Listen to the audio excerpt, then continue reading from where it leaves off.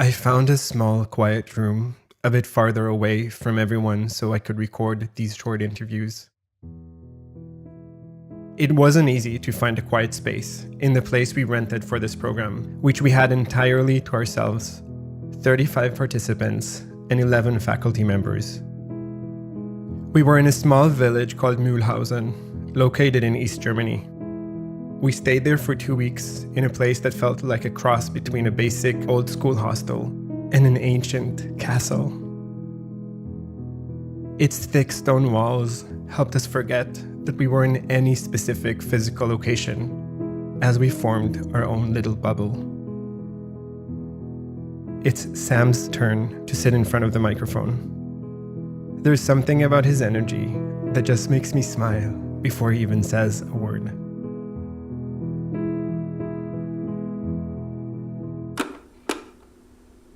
Interview number 3.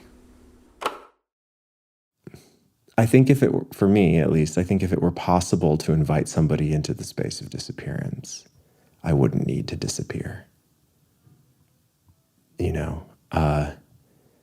It's so much a result of what people are doing around me that if there's any sort of human connection that I'm allowed to have or able to have or encouraged to have, I will grab onto it and leave that space.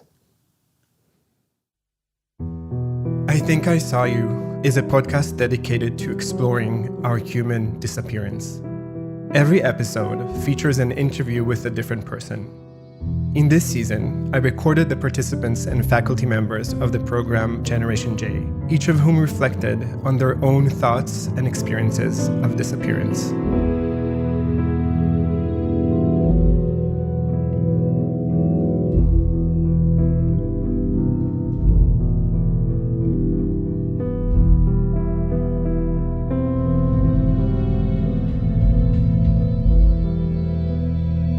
I think I saw you, Sam, right when you disappeared.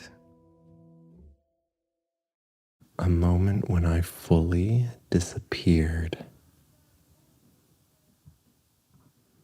I had some experiences in the Boy Scouts growing up where I've completely disappeared, where I completely shut down and removed myself while still being in the group, managed to remove myself from the group because every time I made myself public, I was either made fun of or hit, or they put ice in my boots, or like peed in my sleeping bag, things like that, where it was just like, okay, the less attention I call to myself, the better.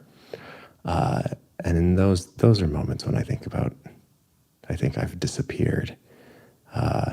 And I had a lot of those when I was a kid, like from the people in the Scouts, my own sister, a little bit.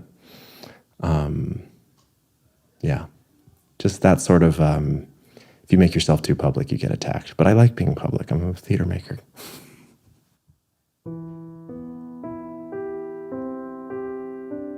The space of disappearance is absolutely terrible. It's like you sort of erect this space to protect yourself, but like you never wanted, like you don't want to protect yourself. You don't want to be inside. You want to be outside. But every single time you even peek your head over the wall, you remember why you built it in the first place. And so like inside is torture, outside is torture. But somehow disappearing is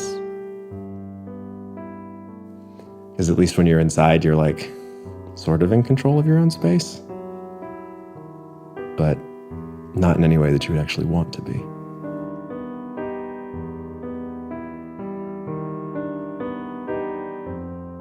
Well, I can think about another experience in the Scouts growing up where I was sort of the only person in this group of people who didn't know everyone else. And we were going backpacking for 10 days. And nobody was nice to me. But there was this one guy who showed some modicum of kindness sometimes. And in those moments, I felt like, okay, great. I wouldn't say that I felt truly seen, but I did feel not fully rejected. And then something would turn and we'd be right back, and I would sort of retreat back into myself and stay quiet again and not participate in the group. But these little moments of kindness were like enough to sort of be like, to poke my head out and to venture out past, I think. I think I require another person to help me leave that space. I don't think I can do it alone. I don't think I can do it for myself. I do bet that there are people who could do it for themselves. I just don't think I'm one of them. I don't think I'm like confident enough or sure of myself enough. I've never thought about it in exactly this way before. It's all sort of new. Honestly, I think moments when I feel truly seen and heard I have them with some of my longest time collaborators in theater. Just that a gesture or half a word can be spoken, and it's, yes, precisely, we understand exactly, and now we're all going to do it, or whatever it is. We're going to have the discussion about it. But I think those are the times with people I suppose that know me very well.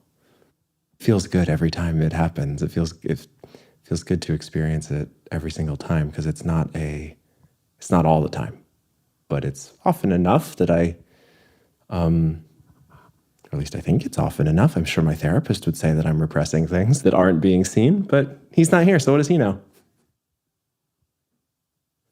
I mean, being seen is like, I think about some moments in therapy or whatever, where you're like talking about a problem and someone just goes, oh, well, because of this very obvious thing. And you're like, what?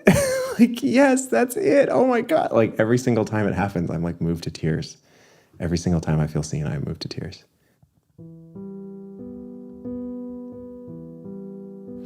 My name is Sam Hunter. I'm a theater maker living in Berlin and a Jew. I Think I Saw You is created, produced, recorded, designed, and edited by me, Eyal Davidovitch. Original music was also composed and performed by me. Mixing and additional sound design by the sweet Jan Brett. The podcast is supported by Paideia, the European Institute for Jewish Studies in Sweden. For more information, follow Art and Time Machines on Instagram and subscribe to stay updated wherever you find your podcasts.